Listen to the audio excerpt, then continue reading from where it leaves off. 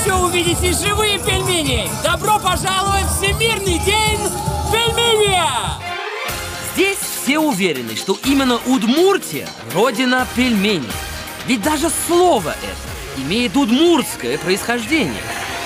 Пельнянь. Пельнянь. Пель значит ушко, нянь – хлеб, а вместе – хлебное ушко. Очень вкусно, очень красиво.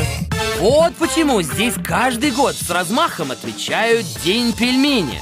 А в этом году устроили первые пельменные игры. И мне доверил нести олимпийский огонь. Это же надо было такое придумать. Пельменные игры. А это как нужно любить пельмени, чтобы придумать столько вариантов состязаний. Не только Калашников и Талмас, пельмени тоже прославили нас. Любой мой друг, любая подружка знает, что значит хлебное ушко. Здесь все так или иначе связано с пельменем. В программе Олимпиады не просто хоккей, а пельменя хоккей. И не просто керлинг. Я всегда хотел играть в эту игру. Я просто не знал, что это будет в Ижевске.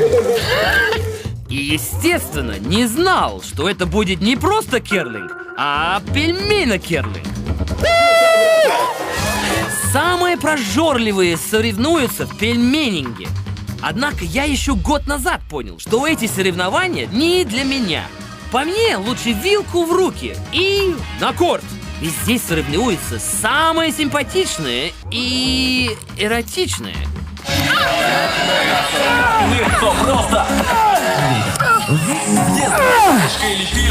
Вы, конечно, никогда не слышали об этой игре.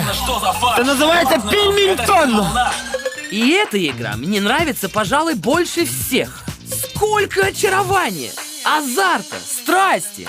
Кажется, вот прям так бы и сел. Ну